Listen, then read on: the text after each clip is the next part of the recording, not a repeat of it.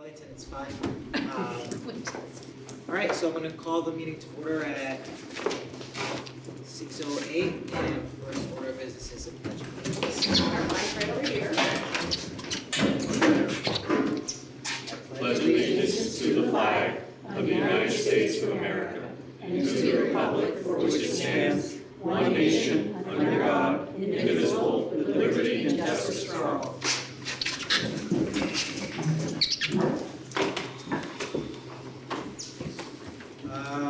Second order of business is correspondence, visitors, or public comments. Do we have anyone here who would like to speak? Nope. Anybody online? So are we online? There is no internet, there's no Zoom option. We're recording it anyway. Yeah. For with the camera, yes. Perfect. All right, next is the agenda review. Just the only thing is, I think Jen texted, we're not going to do an executive session because folks are not here. I sent you an email about it. Okay, I don't know that, I've been in meetings. See. All right, perfect. Next is the approval of the minutes from November 14, 2003. So moved. A second, Tom was in first. Second. I noticed, I wasn't here, but I read the meeting minutes, and I noticed in, we can't pull them up now, or I think we can. I noticed that in the talk of the new act, I guess Laura talked, and maybe Julie talked about the act, what is it, act with the changes? 127. 127? Yeah, if you look at the minutes, I think the numbers were transposed on the act. Okay. Pure act, that paragraph, it was a paragraph on that. Okay, I'll Just check it out, because I think, or the number of the act changed, but in context, I think you were all talking about the same act. Yeah. But I think it mixed up a little bit. Thank you. Sometimes you look at the thing and you expect to see what you say sometimes.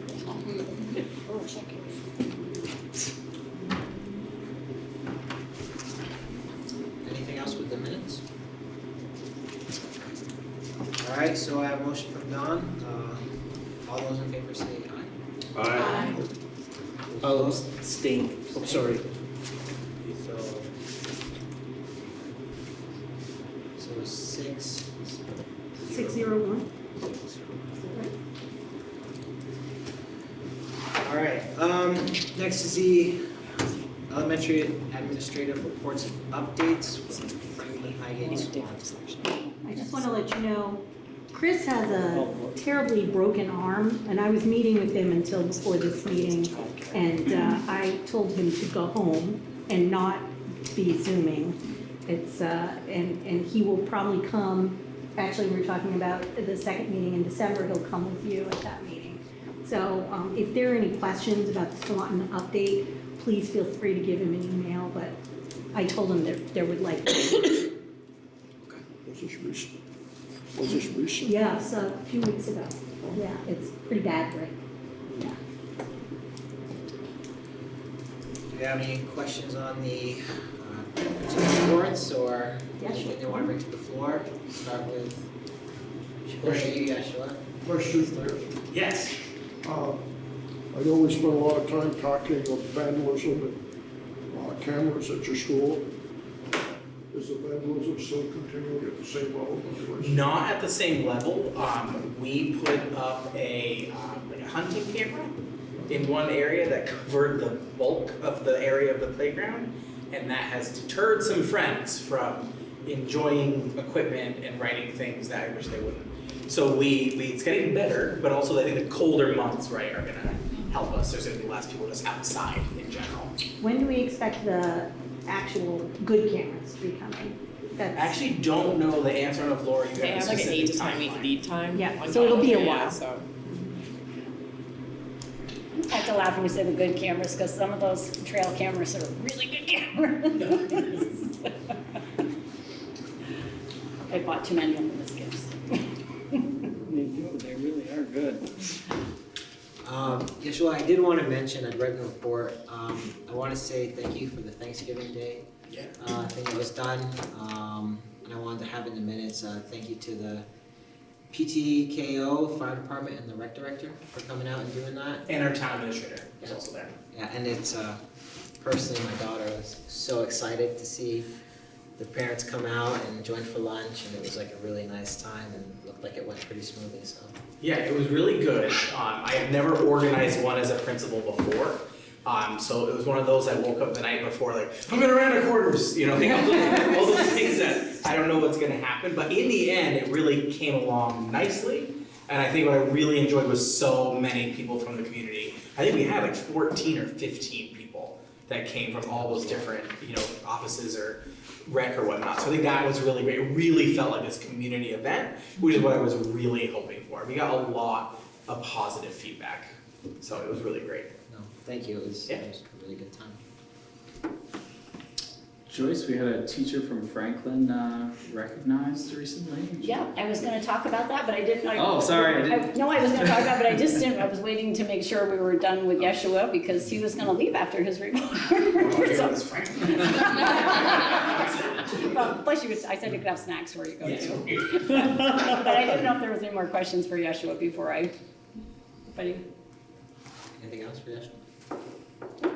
Okay, I'm on. Okay, so thank you, Devin. I was going to talk about that. So yes, it was really exciting. Jen McConnell was named the 2023 MVSD Elementary Educator of the Year, and she was recognized at UVM on November 14th. They limit you to 500 characters, and so she had letters of nomination that I did put in my board report. So if and when you can ever access it again, if I put in some of the excerpts from the letters about Jen. But what was in the program was that Jennifer McConnell has created an exemplary music program for our pre-K to 6th grade students. She goes far above and beyond to help students share their musical talents at many school and town events, even creating virtual concerts during COVID. The sheer number of students who choose to participate in band and chorus attest to the learning environment that Jen creates. When students say they don't want to miss school because it's a music day, you know you've got a music teacher who's special. And I hope you take the time to kind of read some of the other parts of the nominations from letters from her colleagues and parents, and I think it was a really well-deserved award, and we're just so thankful to have Jen McConnell here in Franklin. And don't ask me how many years she's been here, because last time somebody asked me, I said, oh, I think it's like 10, and it was like 17, and now it's more than that. But the time flies when you're having fun. So I definitely wanted to mention about Jen. I did also want to mention just about Veterans Day, because I was really touched that we had a former student come to be our speaker for our Veterans Day Assembly, Ryan Britch. When I asked him if he would come and be a speaker, he said, it's been 20 years since I graduated from 6th grade. And he agreed to do it. He had to be virtual, but Ryan has been in the Guard in Afghanistan. He served in the Peace Corps, and he's currently working at the Veterans Hospital in White River, and he's working on really treatments for PTSD. And it just was so wonderful to have him here, and also we were really happy to do the Veterans Day cards again this year. And I got the VFW got a great thank you note that Melissa shared with me, but I couldn't download it because I wanted to see what it said and read it to you tonight. But we send those cards down to the Veterans Home, and the veterans just have done so much and continue to do so much. And they also did baskets for a number of families for Thanksgiving, and I just really want to thank them for all that they do. And it was a really special Veterans Day assembly to have Ryan be a part of it. So, I don't know if anybody had any questions about anything else in my report. All kinds of community involvement, like Yeshua was talking about, and parents. I was so excited to have 100% of our students have a family member, again, at parent conferences. That to me just speaks volumes to how important the parents make it, and the teachers make it a priority to have come to those conferences and hear about the progress that kids are making. And I just, as always, just believe so strongly that it's that partnership that helps all kids be most successful. So to have all those parents at that, and then at the family game night that we had, just a great turnout for that. And I just wanted to mention that because it was a lot of work on the part of Heather Digby and Bree Trainer to put that together. So I wanted to mention that. And I'm talking longer than I have lately because I'm not having a presentation tonight because I know there's so much to do with the budget and other things, and we were just going to do the tour. But because I wasn't going to do a presentation tonight, I just can't not talk at least a little bit. So, and also the community involvement from fire safety, everything that we had with that. We have Log Cabin, the Historical Society recently, all the community effort with that. And I cannot tell you how many families I've had call recently because they want to do something to help another family at the holidays. And I kind of call them the elves. And it's just been really wonderful, the outpouring and the generosity for people, just to help people at the holidays have a better holiday. And just appreciate all of that. So I will stop now. And the tour is going to be John, so. Anyway. I would just like to add, Joyce, thank you for the Veterans Day. I actually know of Brian Birch, and he's helped a lot of veterans with what he's doing. And to keep celebrating Veterans Day in the schools, I know not all schools do it, so I was really happy to see that, and thank you for doing that. It's certainly our pleasure, for sure. Yeah. Anything else for Joyce before we go on this amazing tour? All right. Well, thank you, Yeshua, and hopefully Chris is feeling well.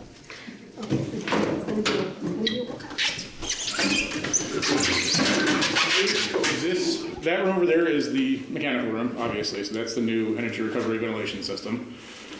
This room right here will be the after-school storage space. Through this wall, which I finished at, is the public restrooms, but you can't really see it from that side. So that's really all you can see from here. So there's no doors in here besides that? No, correct. Okay. Right. This is just open so we can kind of pass through here. Yeah. This is all old building, right? Correct. All the way down? Yep. And all the way front, right? Yep. And the existing wall there stays where it is. We cut some holes in it to get some doorways through, but it stays wherever it is. Don't kick this rock out. That's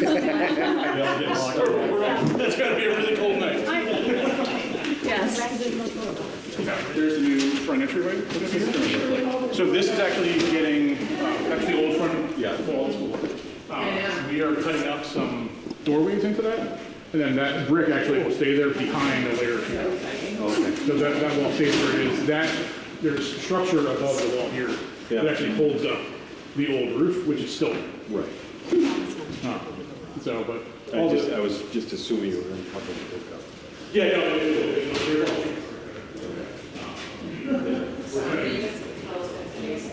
yeah. So right now we're saying this is the new front entry court. Over here are the 3 student support offices, or student support areas. That's right. Not offices. Right over in this area.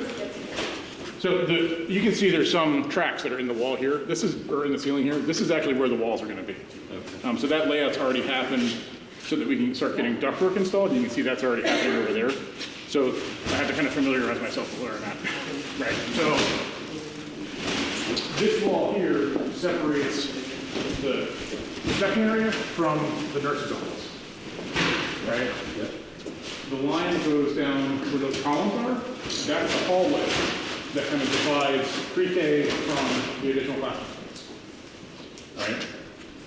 And so this will be a hallway coming into the building? Yep. Okay. And then there's a T hallway that goes down there. Those exterior roofs, we can avoid sprinkler systems in the building. Right? And that is, and that hallway there is why we had to kind of make the office area a little bit smaller. Right. So where did because the preschool we're going to have to come in and the others over there. Yeah, we can go look at that in just a second. Yeah. So this right here is kind of the reception administrative office. Back in here is Joyce's office, storage, conference room, and then this from about here forward is the additional classroom. And so then the pre-K room is back in that corner. So this whole area here is one class? Correct. So there's a little nook here that is mechanical room. And then there is bathroom right here. You're going to see where the squares is mapped out. Yep. And then there'll be an exterior door here. So we get a big set of double doors right here. That's your egress doors to get outside, your fire egress. There's another door that goes here. That's your fire egress from that classroom to get outside. And another door here that's your fire egress to get in and out of pre-K, which Joyce is going to use as kind of the main pre-K entrance. Okay. So that you can kind of separate pre-K students from everybody else that's coming through. So, and then this becomes the pre-K room over here. And bathrooms and little mechanical room are getting framed in over in this area. So will this door get used very much? This door here, probably not so much. Really probably just a fire egress to this way. This door here will be used quite a bit. So, Going back to the pre-K room. yes. Right in this area here? Yep. Yeah, so basically, from here this way, this little room over here that's already kind of been framed up is, just double check and make sure I'm not lying to you. This is the pre-K restroom. Okay. Right. Just double check where the plumbing was. So is this part of it? Yes, So this whole area? this whole area Okay. is pre-K. Wow. This little storage area back over here is pre-K. They're in right here, yeah. So windows are in Williston getting prepped for installation. They're going to be installed middle or end of next week. The big exterior doors should be installed the week after that. And so at that point, we'll be all tightened up in here. And the roof is Yeah, roof is probably the week after that. So Rocking and rolling. it's cranking right along. So what happens after the windows and the roof's complete? You guys move in? Then it turned out to We're finger painting. So we're going to be bouncing based on weather, the contractor's exterior work versus interior work. If we have a warm end of fall, which right now maybe not, if we have a warmer end of fall, they're going to focus on getting more work done outside. We've pretty much made the decision we're not going to try to put the siding on. And there's too many things that could go wrong. Yeah. So we'll do the siding and the exterior painting in the spring. But once the windows are in and the doors are in, we go to town basically filling this top track that's in with framing and then sheetrock and interior interior doors. The actual door frames for the interior doors got delivered today. So they're in the Connex boxes over here. So we're cranking right along. We started the process to start the discussions about the finishes, so paint colors, flooring, that kind of stuff. We'll have those decisions done by the middle of January to order it. That stuff is not long lead items. We're looking really good to kind of hit what was our stretch goal of having students walk out the new front door for graduation. So we should be in pretty good shape for that. So John, what's your heat source? What's your? Yeah, right next to us. It must be attached to something. Well, not if you really want to try it that way. You could just open the valve and put a match in front of it. No, we've got little salamander heaters that we run in here during the day. Yesterday it was 35, 38 degrees. The guys were in here working in t-shirts. We've got a pretty decent thermal barrier above us. The plastic over the windows, while it's not, blocking any heat, it's blocking the wind. Mm-hmm. It was 65 in here yesterday. So, but when those come off, when those heaters turn off, it gets cold really fast. Yeah. So, but we're in really good shape. We've had a couple little headaches that are expected with the snow that we got last week. We kind of sat on the roof. We had to poke. These white pipes here are the vent pipes that go up to the roof of the plumbing and the HVAC system. Because we don't have the full standing seam roof on there, the snow that kind of sat along those dripped in. So we had some sheetrock damage and some insulation you had to replace, but really nothing of any consequence, nothing that's slowing us down. So we're in pretty good shape. Any questions? You may see in the front entry yet? I know it's kind of dark out there. Yeah. That's gonna look pretty cool. Yeah, the concrete's all done. Concrete's all done, and we've got the cupola is framed and sheathed. The little entry kind of roof that goes out there, it's gonna look pretty sharp. Where's the bell right now, or is that top secret? It's in the basement, and if Steven was here, he would love to show that. 'cause There's he a works basement? so I didn't know hard. you had a basement. Yes, you just can't get to it from the inside. You have to go around outside. Goes right, you have a door, right, goes around on his grounds, he has his tractor there. Yes, but the place is beautiful, the job that they did was great. Nice, It really is nice. beautiful. And we just got our updated structural designs on how to hold the bell up. That'd be important. That's kind of important. We were just gonna get some strapping up there. No, we, Hey, when we're all out there pulling on it. Really big string. let's just say it is going to be significantly more robust than what was here before. Not that what was here before didn't work, but when you get engineers involved with it, it is, Right. I don't want to use the word overkill, but it's, It's not going anywhere. we could hang the USS Eisenhower off this thing. It would be fine. So, if you are ever out here, don't lean up against those poles. It'll stick to your sweater and stick to the poles. I wasn't gonna lean, but And then- and okay. then- I watched him do all this, I know. Then I'll send you the bill for getting it fixed. 'Cause that is the spray applied, I'm gonna say it right the first time, spray applied fireproofing. Yeah. Right, so because of the fire ratings of the whole building, we had to put this on. The construction term for it is bean cheese. Because there's spray that's everywhere, and it gets everywhere. That's to keep the steel from getting hot enough to melt if there was a fire here. And this had to be done at a certain temperature, which was a bit of an issue with the up and down temperatures. Oh, yeah. I'm telling you, it was 38 degrees when I left Colchester, and it was 23 when I got out of my car here, so. Elevation, John, It's it's like all about working on the moon. elevation. I'm sure once it gets close, it'll see different. Yeah, this is the same thing. Will it be there or here? No, it'll be on this side over here. So this Still have a is basement. hallway. Yeah, no, it's Yeah. awful, that's what I agree. I'm getting just him hooked up here. It's always something. Yeah.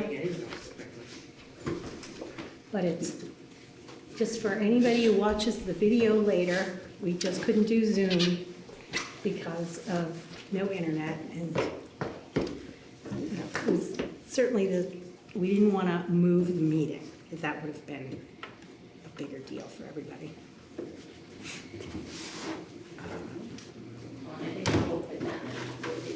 Right. But it was fiber that was cut or something in another part of the state, yeah. They burned it, yeah. That's what they said about 4:30 this afternoon. I think they tried to get back on tonight.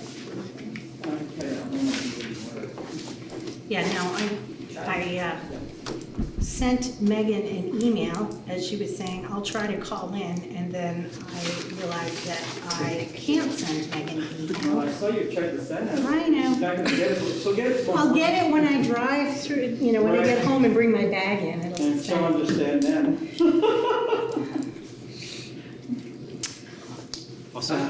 Yeah, we're all set. So, yeah, I figured most of what we would talk about is the budget plan, but we'll try and do a few project updates and review some data before that.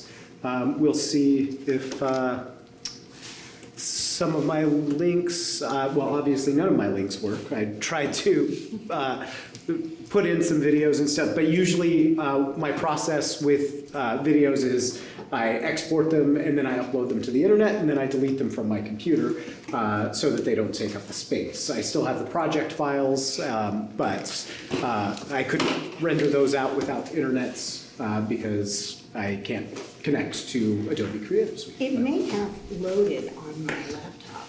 Oh, well, if it's loaded, yeah, then sure. Let's just take a quick view of the latest attendance video that JR did for us. Just take the whole Yeah. We have a whole campaign that we've shared with you about improving attendance in schools, and we do a video a month. It's part of our district attendance MTSS. And this one was really about anxiety. And how are we sending it out? So a variety of ways. It goes on our social media it goes on our websites. It also is being sent out through newsletters directly from school administrators to parents.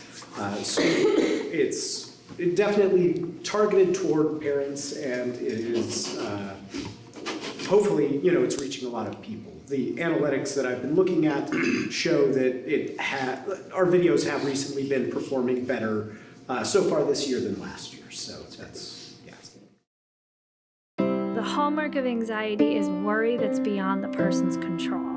So that can be associated with things like feeling restless, keyed up, or on edge. Trying to avoid certain situations or school altogether. Part of attendance is really we're building coping skills and an array of coping tools that person is going to use in all realms of their adult life. The more you miss, the more anxious you can become because you're missing schoolwork, you're missing those social opportunities with students. In terms of like awake sleep hours and the activity of your schedule, if you're on a predictable routine, your mental health and your anxiety tends to improve. Regular attendance would create the opportunity to get back into that rhythm, and I think regular attendance is important whether you have anxiety or not. Basic improvements are less irritable, more joyful in things that should be joyful, sleeping better, and more interested in engaging in new experiences.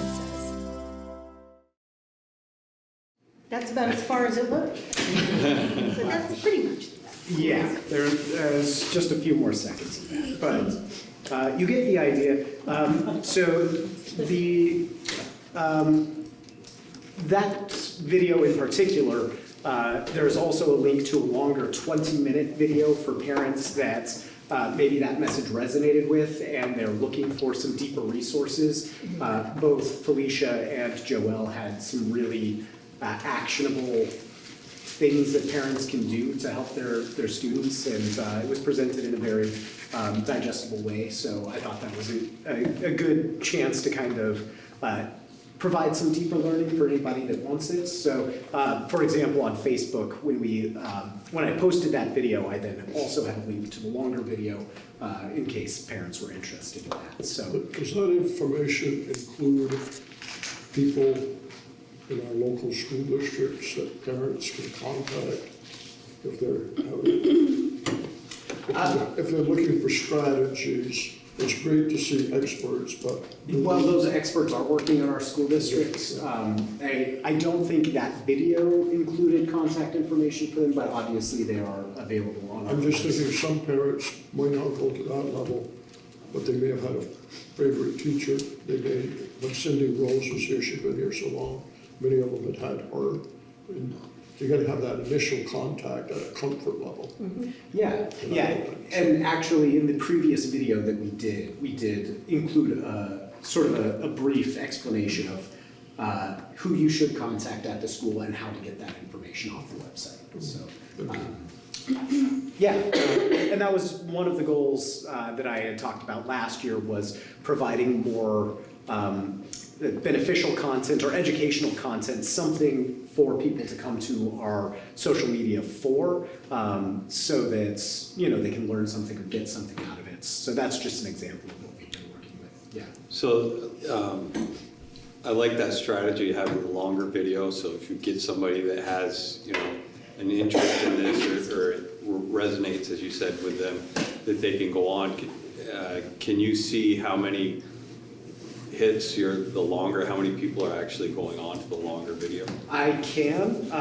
This one is pretty new. I released it last week, and it's going out this week via the newsletters, which I think is probably where we get most of our views. And Franklin and Highgate are both Friday, and Swanton, since theirs out Wednesday. So at that point, I would be able to pull those numbers and see exactly where we're at.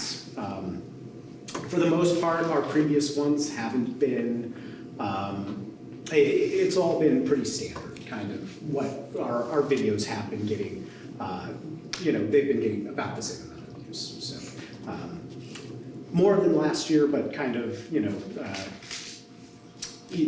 every video is kind of getting pretty close to the same numbers this year.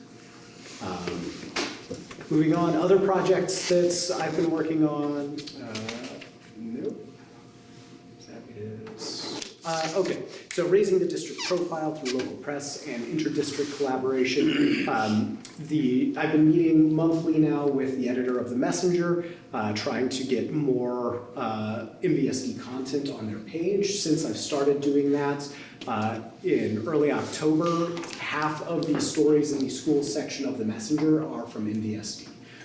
So that, and in fact, today when I looked, they added 2 more stories, so we might be a little bit over half at this point. So I've been really pleased with how that collaboration has been working out. WCAX has also paid a little more attention to us this year, obviously with our big high-profile projects going on with the Franklin expansion and with the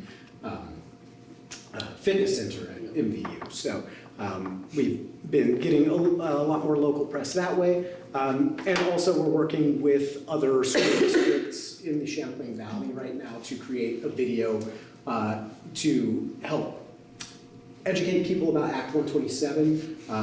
Educate's probably a strong word. It's a 1-minute video, but it's hopefully going to provide a sort of positive look at the changes that are coming, especially because there's probably a lot of parents that aren't aware, and this will be a good way to introduce the idea that we've changed the tax process so that it benefits students more equitably, and that's something that I've been working with other district superintendents on. I do have a rough cut of that video if you guys want to see that, but it's something that we'll probably be releasing in the next couple of weeks. Increasing school-to-parent communication with the MVU newsletter. MVU's newsletter was not consistent last year, and so this year I've been trying to change that.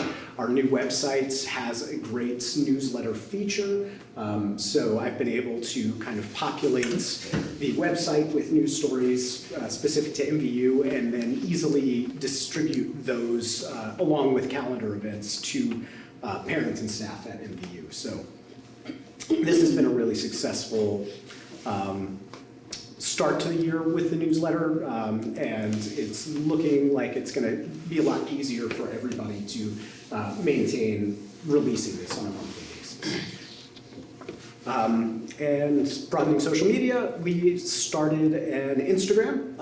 It's been a little bit busy in terms of our social media release schedule lately, so I haven't started pushing this out yet because I wanted to give some space to our other messages to get out there, but I'll probably start pushing this out more next month and trying to get more subscribers onto our Instagram. It's just another avenue for parents to connect with us and outside community members, but probably mostly parents that are on Instagram more than Facebook. And it's pretty easy to just cross-post to both platforms at the same time. Any questions about any of those projects? All right, let's look at some data. So the MVU newsletter, this is the last newsletter that we sent out. It was actually at the very end of October for the November newsletter. Delivered to over 600 people, opened by over 300. About 10% of the people that opened the newsletter actually looked at one or more of the articles in there. So that's up from 0 last year, which, anything is an improvement. So yeah, I've been happy to see those numbers, and I'll be curious to see how they change over time. Facebook, last year I talked about some of our Facebook data, which we didn't have much of a baseline at that point because I had just started managing the page. This year, comparing to last year, the numbers are looking a lot better. I think that being more consistent with the content that we're delivering has been paying off. So as you can see, we're 50% up on reach. Reach is, I believe, how many people are, where our posts show up on people's feeds, if that makes sense. And we have also page visits where people have visited our page. That's up a lot. Yeah, because previously there wasn't necessarily much of a reason to go to our page. Now, because we have content on there that is something to look at. You know, people might say, you know, they might see on their feed like, oh, there's an update about the Franklin construction, let me go to the page, see what else is going on, and they might see like, oh, students at MVU went to Indianapolis to compete in the National FFA Championship. So Is the blue this year versus last year? yes, exactly. And the dates are a little offset, so these spikes would probably line up a little bit better. But this is comparing last year, January to December, to this year, January to November, if that makes sense, because we haven't had December yet. And those spikes, are those videos that are coming out, like bigger things, like? Yeah, so you'll see that like January is when we start releasing budget information. March is when the vote is. So that's kind of where you see those spikes coming in. Then here you also kind of get spikes at the start of the school year when there's maybe new families that are starting school in our district and starting to sign up for you know, our Facebook content, stuff like that. This spike, I don't recall what that, oh, I think that might have been the press release when there was the bus accident. So sometimes you get anomalies like that, but as you can see, you know, all of our spikes are a lot higher. And the new likes also up quite a lot. And again, I think that that's just, people are starting to realize that there's going to be news worth appearing on their feed when they follow our page. So. Well, it'll be interesting to see that with the survey question about how do you get your news, which I saw was on there. Oh, yeah, that'll be great to compare. Looking at the website, our analytics, I mostly, this is all from our district websites. I have just recently gotten access to the other websites' analytics. Previously, we weren't tracking them, so we only got like a few months of those. But I did track the analytics of the website all last year for the districts, and since we've upgraded to the new website, numbers aren't really that different, but I figured I'd highlight a few things just to kind of point out what's the most popular. So staff directory, the events calendar, you know, that bus accident press release was a big draw. And you can see that we are about half of the traffic that comes to the site is has an IP address that's from Vermont or New York. I'm not really sure why it's so few in comparison to the total is local IP addresses, but that's something that I'll have to dig a little bit deeper into. Yeah, you can see the proportion of local visitors was a lot higher for the bus accident press release. The careers page had very little local traffic. So that's something that I'm actually curious to dig deeper into as well. But I thought that I would just point out, you know, that as we are, you know, always trying to maintain full staffing for the districts, that we are getting visits to the careers page, so that's great. And another thing that I pointed out in the analytics was that we are still getting most of our users on desktop.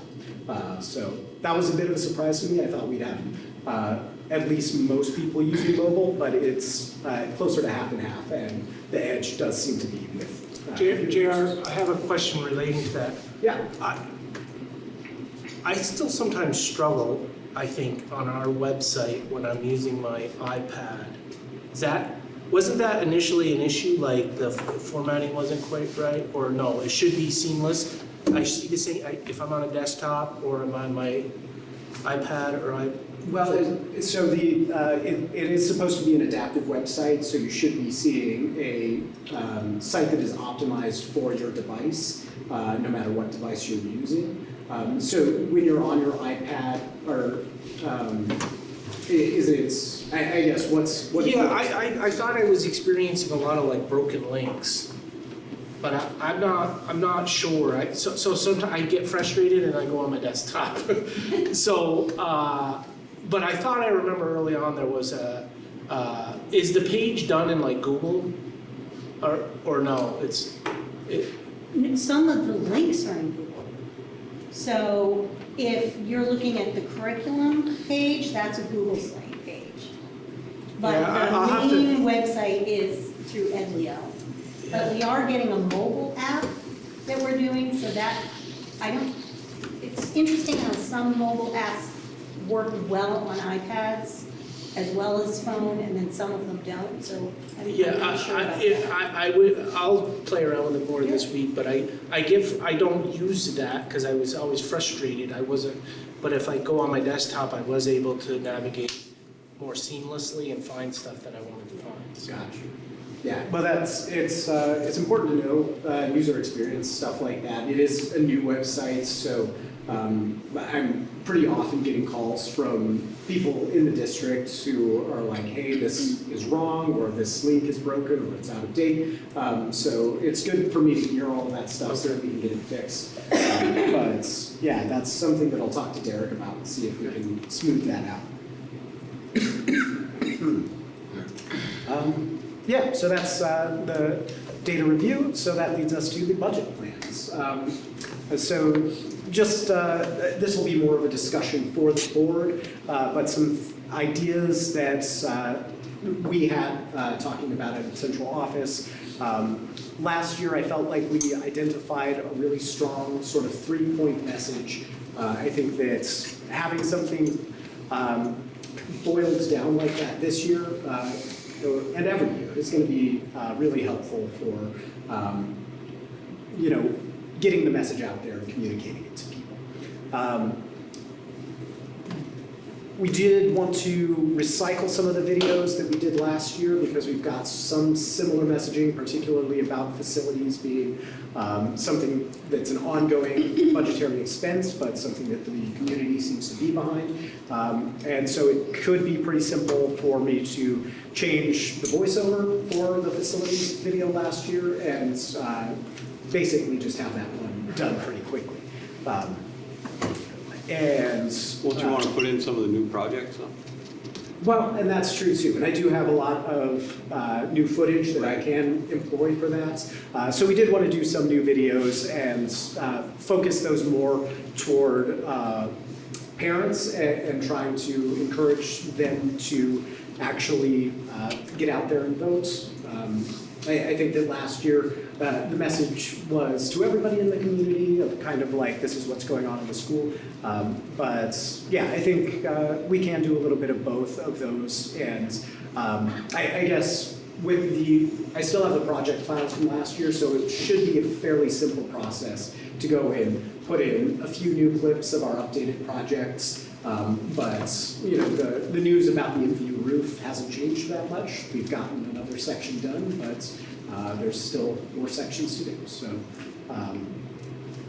and then working with town boards and PTOs or PTKOs in the case of Franklin. That seemed to be an effective strategy last year, going to the town select boards and talking to those local influencers directly and sort of helping them to understand what's going on with the budget so that they can communicate that to the people in their communities. And I think that being a little bit more proactive about talking to the PTOs is going to be equally as effective and hopefully hit that demographic of parents who maybe last year or in years past felt that they were too busy to vote, and helping them to see some ways that we can make voting easier on them, or they can make voting easier on themselves rather by signing up for the mail-in ballots, etc. And the mailer last year also seemed to be an effective strategy, and so that's another thing that we'd probably like to do again this year, and just reiterating, keeping the message fairly simple so that we can fit it all onto a one page that can go out to everybody. And there was, at the information meeting last year, I noted somebody from the community who came and said, I got this flyer and I had some questions about it, and I thought that was perfect. That's exactly what we'd like people to do. So I'd like to repeat some of that. also, Uh, hopefully. Yes, we've got the yard signs from last year. We talked about doing like a sticker over the date, and then we can reuse those, do the same thing.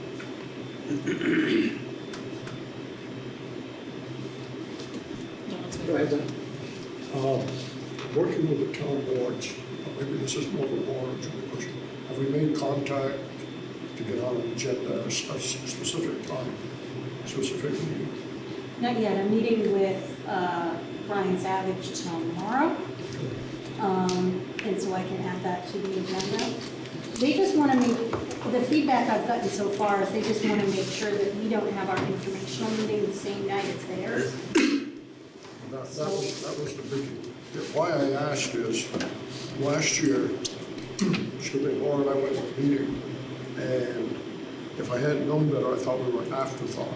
We sat there through a few different items, which wasn't bad as a citizen. But I think that whether it's Brian or Earl or whoever, if they could make certain, not only we're on the agenda, but if the word is out there, that the school board would be there. If they decide to put us on item 15, remember, I guess that's what it is. But it would be nice if they would promote that we were going, as well as we promote. The Senate board, the school board would be there at a certain time. Probably in February, Don? What's that? In February, probably? I think that's what we did. Yeah, I think it was. And then the parent-teacher organizations, it'd be great if we had, and we don't have to do it tonight, but if we had volunteers to do that, because they have a meeting, Joyce, I don't know if you,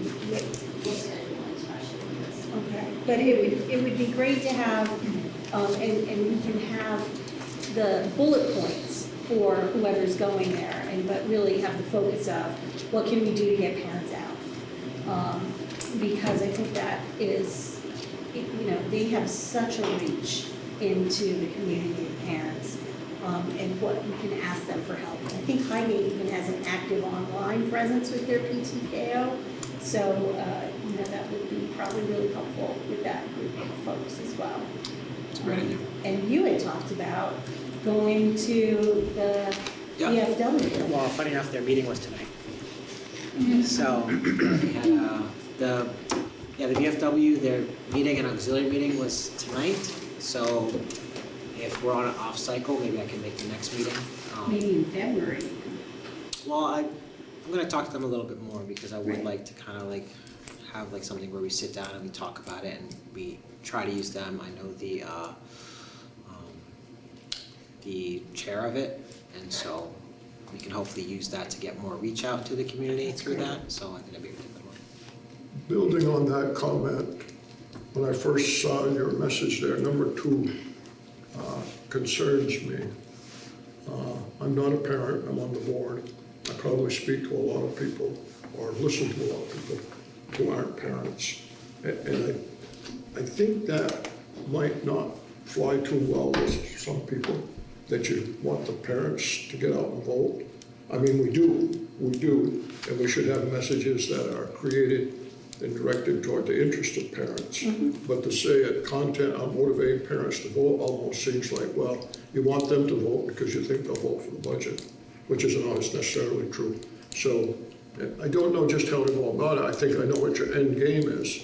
But if I was to talk with, say, 10 people that occasionally bump into me, a school board member, that wouldn't fly very well. They'd say, well, I guess we better take and get a group together, call us for people over 70, we're going to vote. And you don't have most of those people. Yeah, and many of them, not most of them. Maybe I should find a better way to I think word that. I think the goal is good, but I think the wording might offend some people. Yeah, because the idea, Old people do talk, yeah. And vote. That's the point, right, is that I feel like there's a lot of voters in the community that aren't parents. And there's a lot of parents in the community. And a lot of grandparents probably are very supportive of schools because they see the opportunities for the children. So, anyway, just think about it. Absolutely. I mean, it's saying that here because we're at this meeting and we're trying to focus on what we want to do. People watch this on TV. Right, so, and I see your point. But as far as the video itself, we should be able to make a video that is targeted towards parents without leaving anyone else out, right? Right. Absolutely, yeah. Yes, that's definitely the intent. Right. We've identified that as a gap. Right. In who comes and turns out to vote, is a lot of families. There's another group that, I probably touched this before, personnel in the school. I haven't done it for a long time and probably never do it again, but when I did do it a few times and checked on people working in schools that didn't vote, it was alarming. We marketed that pretty heavy in the schools last year. We asked principals to make announcements at staff meetings. With early vote, it's easy with early vote. If you're in the Virgin Islands on town meeting day, so be it, but you still can vote. Joanne, you had something? Well, we had talked about at the retreat, possibly school board members going into was it the in-service day that was January 15th? You said it's the in-service on January 15th? We could speak to the teachers or, at least just present ourselves. We do have an in-service day in January, so if either that or a staff meeting on a Wednesday, if the staff is interested, we could do a presentation that's, quick.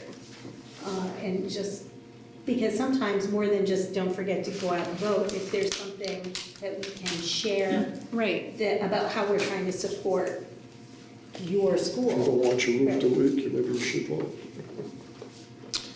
So we'll just make a note of that, the parent-teacher meeting, maybe volunteers, and then the in-service day.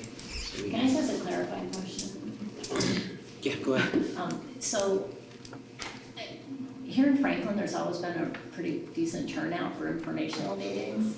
And I'm just wondering if it's a meeting with only the parents or PTO, would there still be a time when, because I'm just thinking of a lot of other people in Franklin that usually come to an informational meeting. So would they be welcome to come to, maybe the PTO sponsors the meeting, but other people would be welcome to come and without having a separate informational meeting? So I'm just thinking there's quite a few people. I don't know if the intent of this, when we were discussing it, was to really inform them about necessarily the budget at the time. It was how can we support more parents to get to the polls? How can we support more parents getting that access to that information? So I don't think anyone was discussing replacing it as like an informational meeting, but more Just to get more people. How can we get that portion of the community to go vote? And if informing them more about the budget is part of that. It's part of it, yes. Yeah, absolutely. Also too, on the newsletter, did we put last year information about being able to gain a ballot, a mail-in ballot? Oh, yeah. Because if you remember, we didn't get, I remember. But that's why I think it's important to go to these PTO meetings. I was a PTO president in Swanton for 4 years, and if a board member had come, I didn't know back then when my children were young what to do, how to support. I think if a board member would have come to me at that time and told me, here's why and why it's important, and here's some things you can do to support it, absolutely, I would have done them. I didn't know what to do. That's great. So I think if we're pretty clear about how they could support the board, I think there'd be interest in doing that. So how do we get like the schedule and decide who's doing what? Or? Yeah, I have received the overall schedule from the elementary principals, and as Joyce said, she'll probably schedule a separate one. It's really a matter of, and the principals aren't in charge of when the PTO meets, right? They are. But I have the contact information, and it's really about whether you want to meet in January. I know the January meeting in Highgate, for example, has not yet been scheduled. Is that when you would like to do it again? That's the question. Do you want to do it in January or February? January might be too early. Too early. February, we could reach out in January to say, we'd love to get on your agenda for February so that we can really talk about how to push out the request for ballots and those kinds of things. Yeah, well, as long as I guess we have enough time to do that, talk, and then request a ballot, because if we wait too far in, then there's not enough time to get them back. So Like maybe last week, like for here, I think last week in January or first week in February would be better. In my email, I have some dates. Joyce, I know that, I think most years since we've merged, we've done something here in Franklin don't know if last year, maybe it was you, but it was a time when we went around to individual towns and tried to explain the budget. Last year we did it, we went to the select board instead, Okay. because we really didn't get it. I mean, 1 year is one, I think that's mean you've got none. But what I'm saying, that I wonder if, some afternoon in February, if it was advertised that to stop by for cookies and conversation from the school board, if that would pick up some of your people that might not come otherwise. Any informal piece, especially if you have the concise manner with like little bullet points, so it's not a full-on presentation, but you can give people the book, you can give people, you know, the overview, you can ask those kinds of questions. You know, I think, and the other thing we talked about was phone calls before the informational meeting with the bullet points saying, I'm calling you, Kelly, because I really thought it would be important to invite you. I know you're connected in the community. I just want you to know these 3 things. The meeting is at this time. You can join this way or that way. We'd love to see you there. Please let some of your friends know. You know, like that has, you know, if you call 5 or 10 people, it has a pretty wide reach. And I mentioned afternoon because many of my friends, colleagues that might vote don't drive much in the morning and night. And so if you have something at 7 o'clock at night, it's not that they don't want to show up, but they just don't drive anywhere. They don't drive to church much. Okay. As Julie said many times on a raise it, older people do vote. If you don't, just work the polls. Work the polls and see who's on the, I always see who's on the. Peter, So I know that the Franklin members have been invited to the Franklin annual select board meeting where they have all the boards, all the different committees for the town. And we will have an opportunity to, and there'll be a lot of people there. Yeah. It's well attended, because there's food. That's a great opportunity, that's a natural opportunity. But, we talked about talking points. I mean, this is gonna be in December. I don't remember the date, but. It's the 20th. It's the 20th? Okay, so it'd be nice to have maybe something that we want to focus on to be able to give to the community at that meeting. December 20th, it's pretty early. Page 3. And just goals and what the board's focused on and what's driving your budget development. Yeah. Yeah, I mean, obviously we won't have everything by then, but just to let people know where we're at, That's a great idea. what we're focusing on.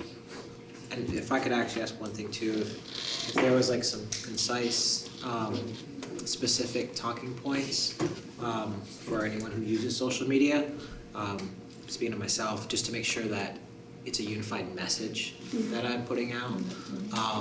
So if you had those, then I could just be like, this is the message we want to say, so it's not off the cuff or anything. Yeah, I think that's a good takeaway for our finance committee, which we need to schedule a December meeting, but I think that would be, we could probably come up with some high-level early talking points before we really are nailing stuff down, but Yeah, it's good. I just want to make sure that as a board member, what I'm putting out is in line exactly with what we're trying to say as a whole board and district. So, so if we can figure those out in a committee, and then maybe you guys can look them over and say, yep, those are good. Okay, there's a nose up.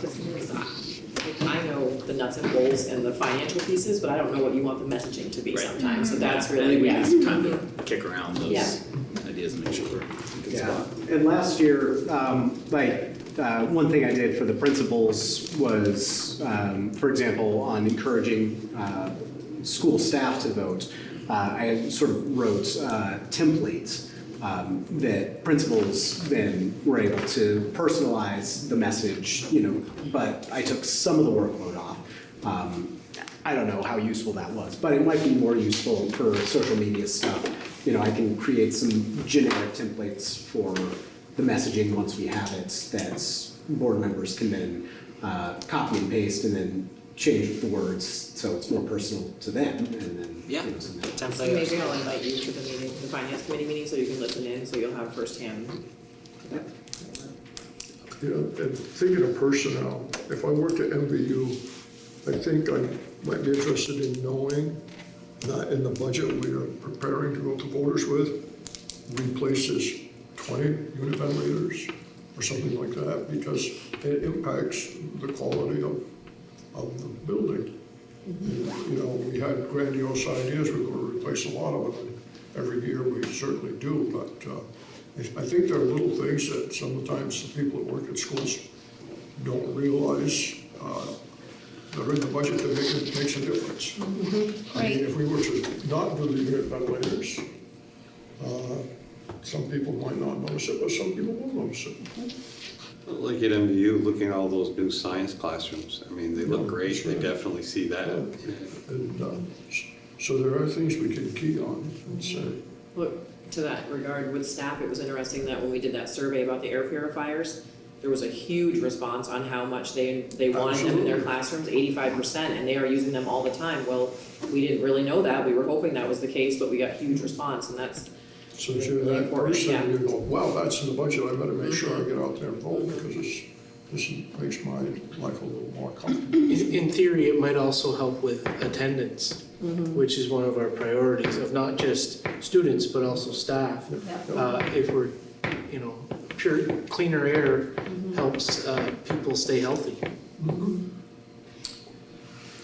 Yeah, I think there will be a lot of things to highlight, so that might be something we work on is, you know, what are some of the things that this budget has for Franklin, for Swanton, whatever, to, when we're talking to staff, whether it's, you know, a position that's designed to solve a problem, or whether it's not in the budget, but we're talking, we can mention theaters, you know, but I mean, there are different things that we can talk about and highlight that they should be seen coming up.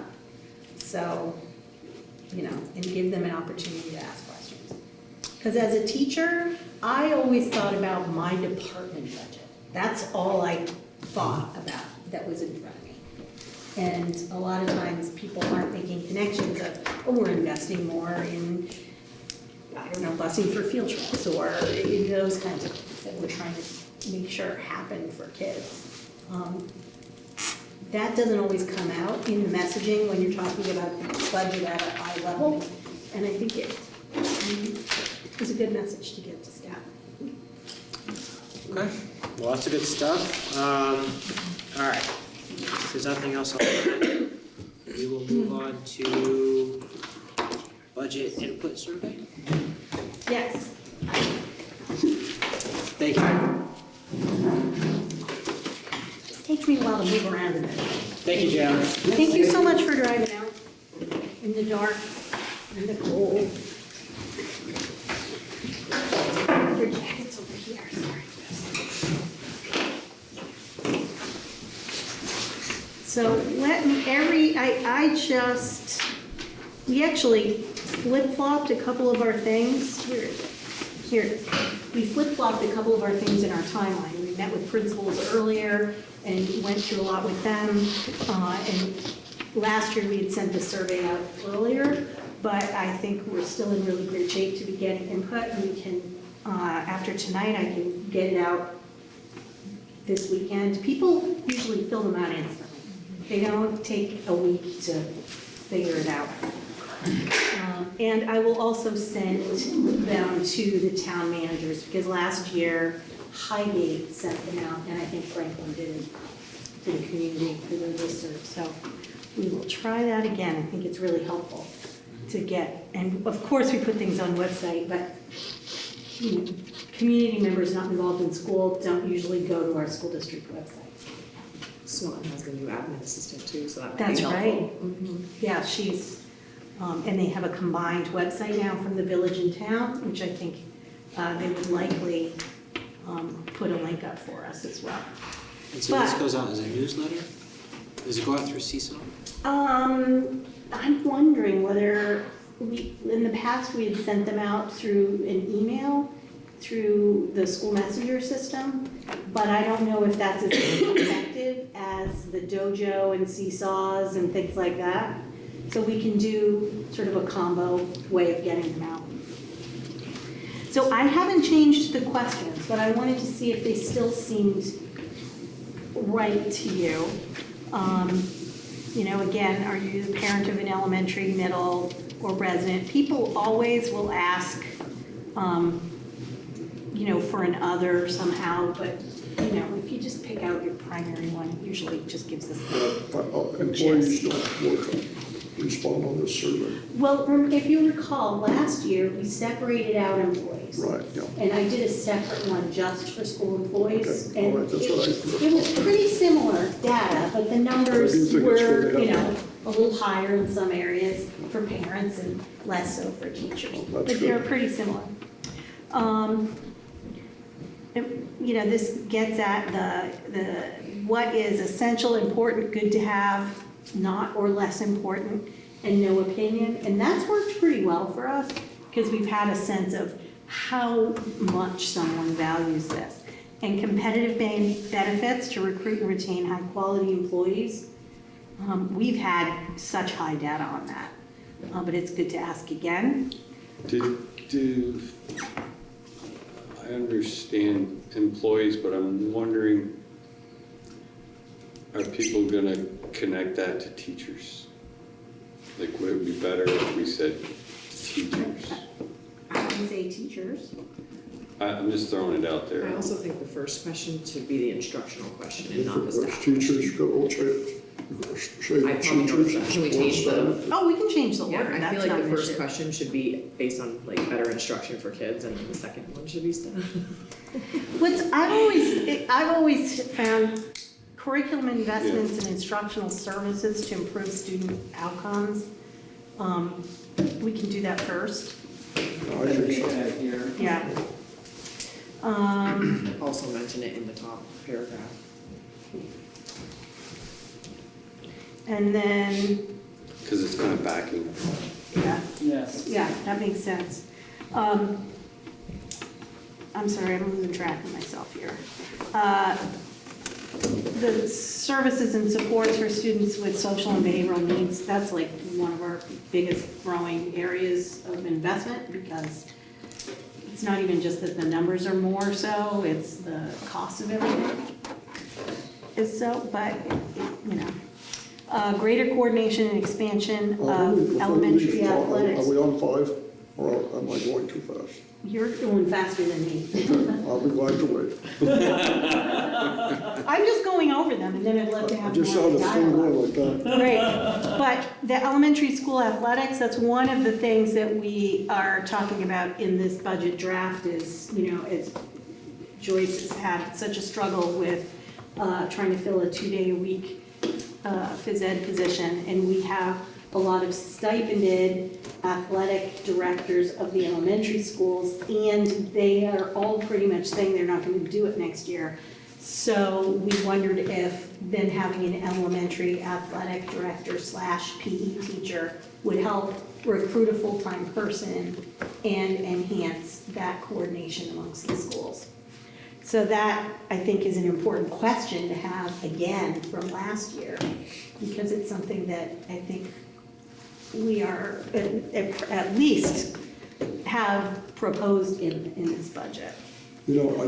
That's where I was, and when I got to school athletics, there are other activities in our elementary schools that could gain like coordination too.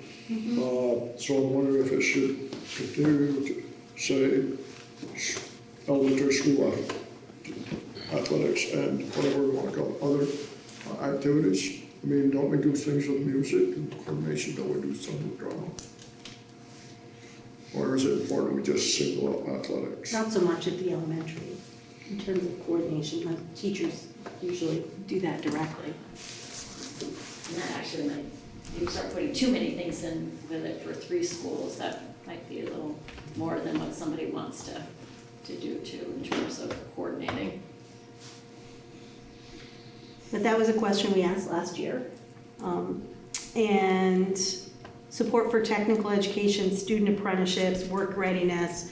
One of the things we are continually talking about is, do we need more workforce development staff, whether it's for kids at high school with intensive needs, who have a very different kind of work readiness program that they need. Those are conversations that we continue to have. Can, just so everybody understands the technical education, can you give examples like plumbing, carpentry, as Well, to show on there? making sure we budget sufficiently for increased numbers of students to go to Northwest Career and Technical Center, Yeah. where they have those programs. Or we do have some kids who go to Holt Hollow. We have, I think, one student who goes to Essex. It depends on, most of our kids go to Northwest Career and Technical Center. I think your point is though to add a little bit more information here. Of what that means, Yes. yeah. Right, kind of flush it out a little bit. I would say the same thing for after school. Yeah. Because one thing I looked at, what we're doing with this year is we're also potentially with the budget trying to grow a lot of these programs. Mm-hmm. So I think that language should be reflective, like growing the program, expanding it. Expanding after-school programming and opportunity. And some of the things that they're doing, because I think it's like, you see after-school programming, if you really don't know what that is, Right. how important is it gonna be to you? But if you give examples of things that we're achieving or things that. I was just wondering too, like if you put, not to make it too long, but maybe 2 sentences describing what we've done and maybe where you think you want to go, or something additional in the budget, and then ask people if they would support it underneath, like some more context, more real examples? Or is it too much? I don't know. Well, I think that we need more, and I think they need to know how it's in their local schools. Because some people might not, I mean, everybody has it. I think Peter raised a good point. And, We can certainly add more description for each of these I topics. think so. I think that's what you were saying too. Especially since it's the second year and we've done a lot in those areas. Yeah, and, I mean, the only thing that's the second year for, it would be the athletic pieces that we added, because this is maybe the third or fourth year that we've had the same data. So, explaining what they are with a little, again, not a novel, but just some examples, I think might get different response, and we might not, but we'll see it. I think that's a great idea. Maintaining current level of transportation. I mean, we're in a contract, but people need to know how expensive transportation is, so, you know, that's one of the reasons why we have that in there. But maybe we say that. Would it be appropriate to say how much the school district spends on transportation? I would already say it would be okay to also put that certain things that if they don't get support could go away, like are at risk or jeopardy. So people have to think about it maybe a little bit more, like fleshing out transportation, that, you know, maintain current level of transportation given the rise in costs of XYZ. The capital investments, that was really, we started asking that question maybe 4 years ago, and that was really helpful for the board to really make decisions to make purposeful investments, because the community said, heck yeah, we want safe, clean air, we want HVAC, we want all those things. And then we added the athletic fields, which again, we want to ask about because we've made some investments in tractors. We've been talking about, you know, how much money we might need to have in the budget if we were going to make substantial changes or if we're going to do things little by little.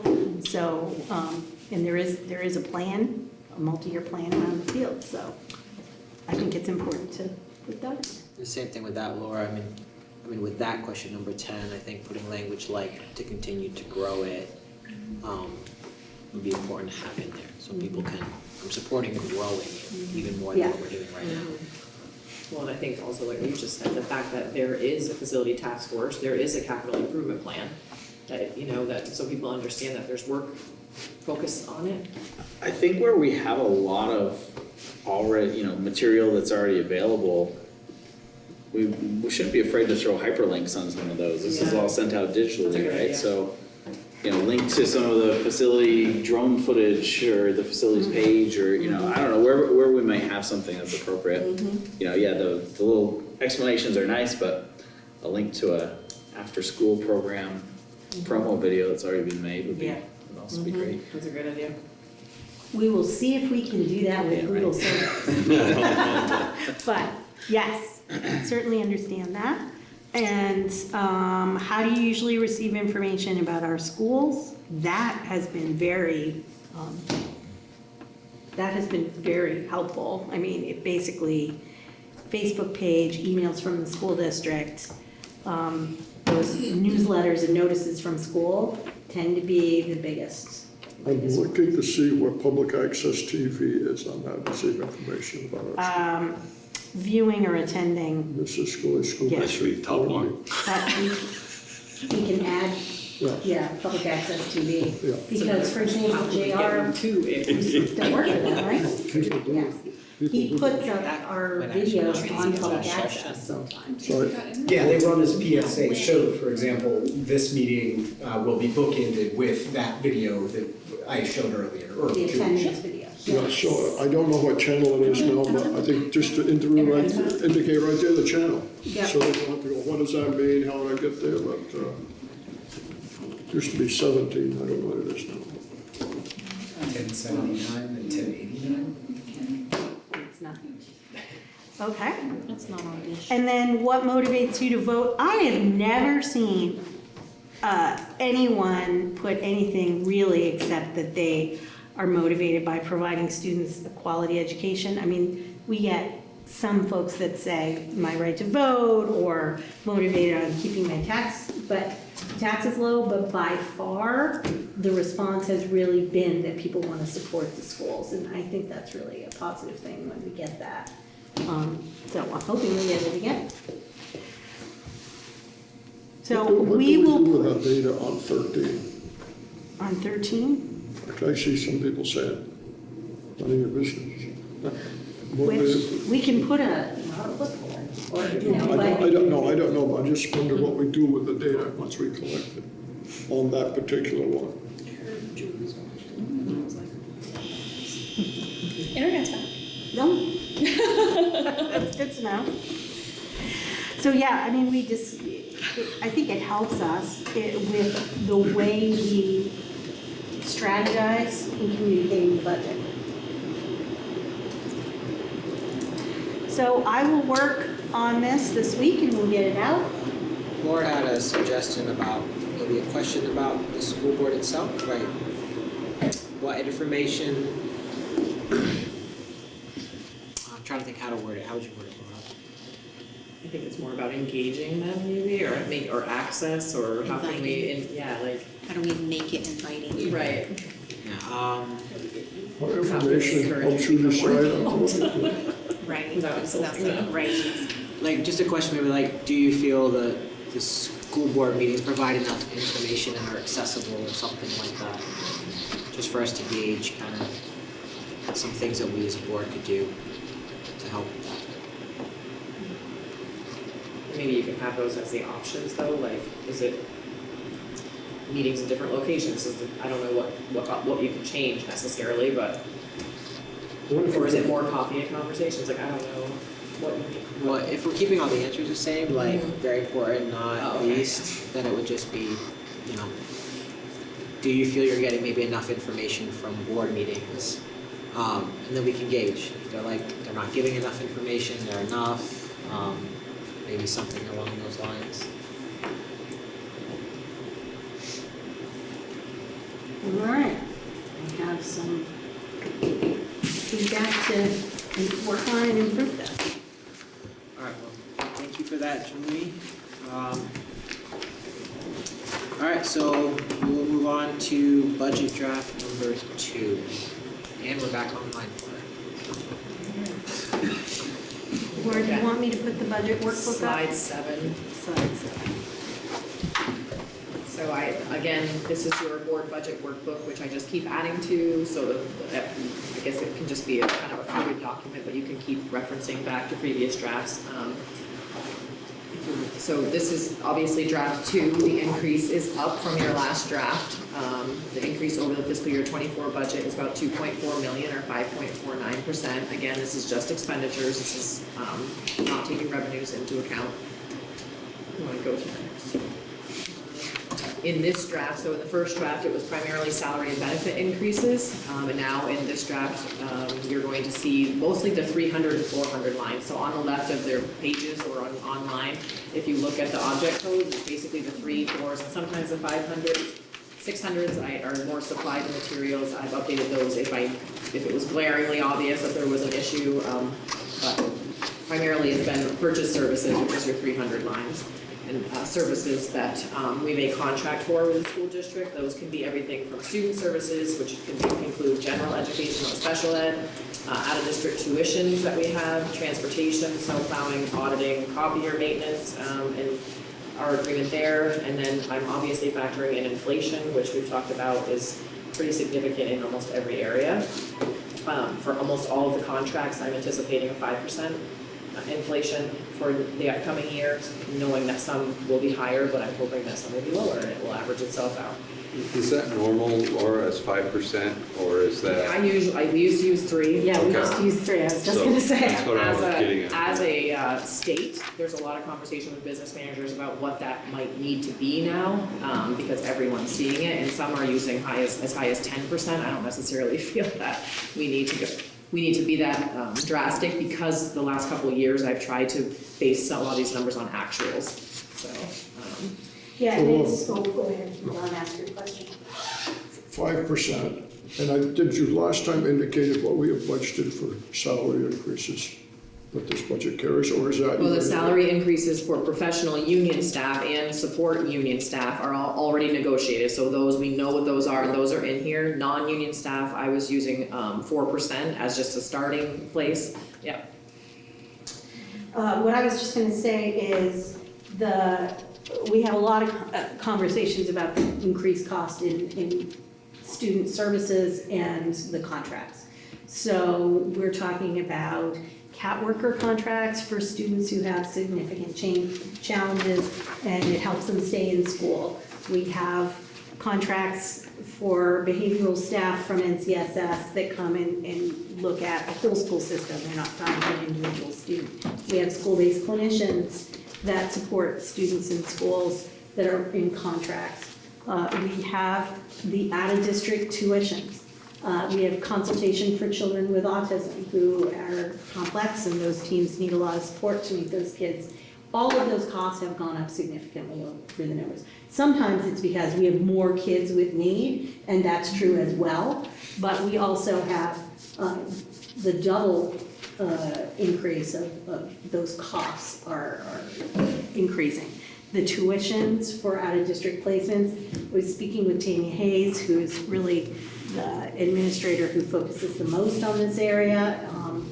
It used to be if a student went to Project SOAR, that student would stay at Project SOAR for a few years and then come back, or they would stay and graduate from SOAR as a high school student.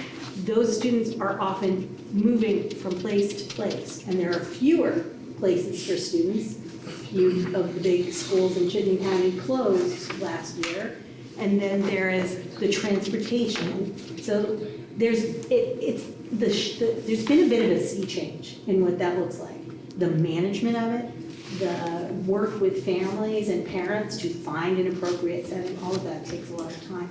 And of course, it's a rarer commodity, seats in those tuition slots, and they cost a great deal. So that it's a combination of increased need and increased costs.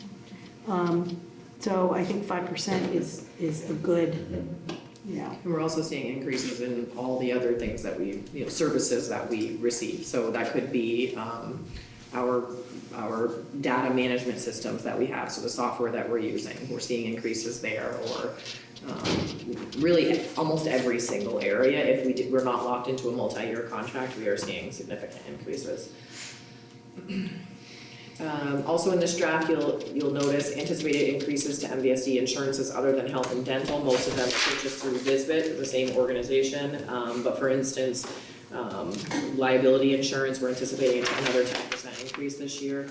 Some of that is because of flooding that happened in the area. Some is because of the pandemic and just conditions of the buildings overall and claims that have been made. So also in unemployment and workers' compensation, those continue to grow at a higher rate than we've been seeing in previous years.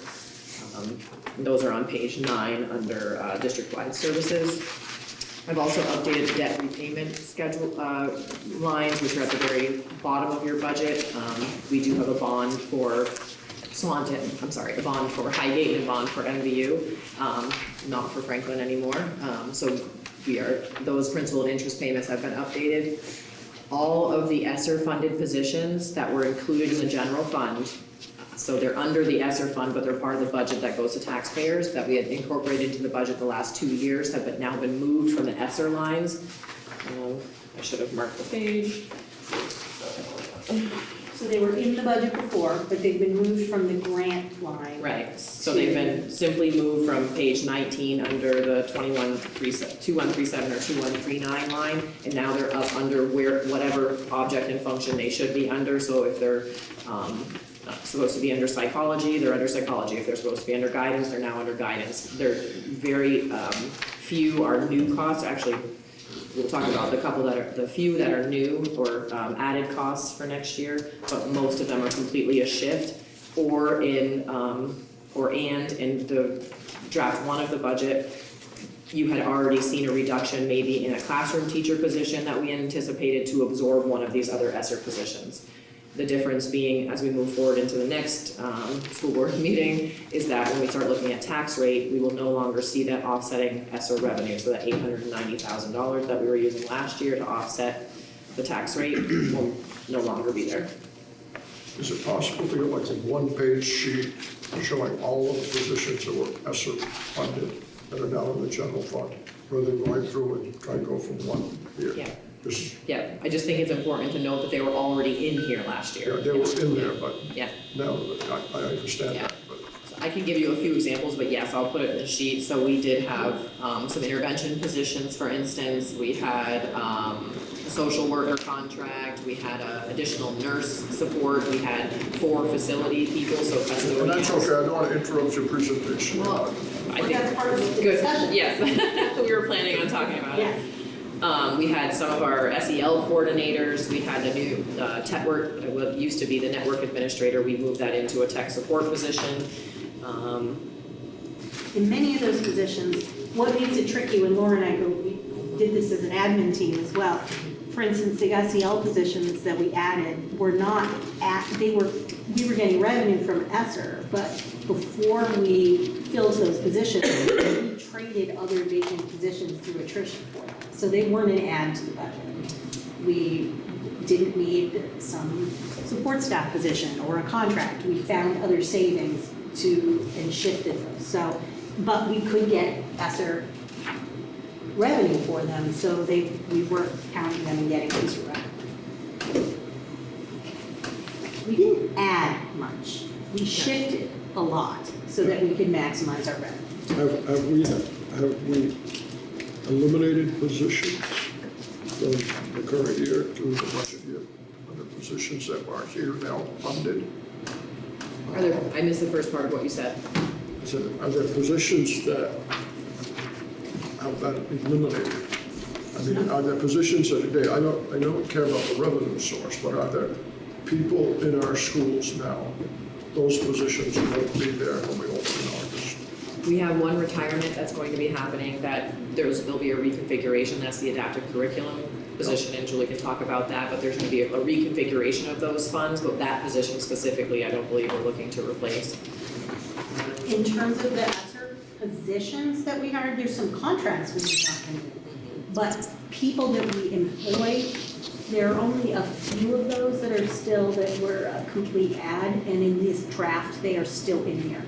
I guess my question is maybe not for tonight's answer, but as we go forward, I guess I would like to know, okay, we had this position last year, whether it's a teacher or whatever, we are not wasting that position. We may be using the money for something else, but that position's gone away. And we are now adding a position based on information from principals or whatever. We really need another half-time teacher, or we need more guidance, or library or whatever.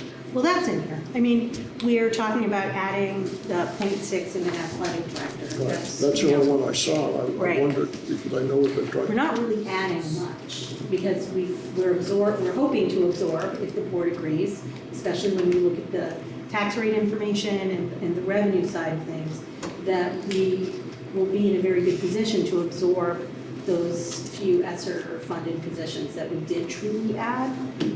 But we have a couple of potential alternative school personnel that we might want to add for MVU and Swanton. It might be one teacher, it might be two, but that is as much as our principals are looking to add at this time. So at some point, we have to decide as a board what we're gonna do. Right, when we look at the revenue and tax rate, December 1, we get that letter and we get very drafty yield that we can start looking at our expenditure budget and what we would like to have, and then what that potentially looks like for us. We're actually going to be in quite a good position. So the board will have some decisions to make about what it wants to make. And I asked that question with here in Franklin, and I know we've tried the last couple of years, in some ways, add a little bit of time, I think, for the nurse in Franklin. And stuff. And, has that ended, or are we gonna continue that?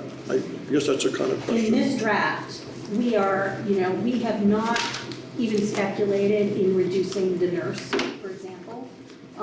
We do not have any additional nursing anymore. We did for a little while, but then through attrition, we're back to sort of, with the exception of a full-time nurse in Franklin, we're back to our original staffing patterns for nursing across the district.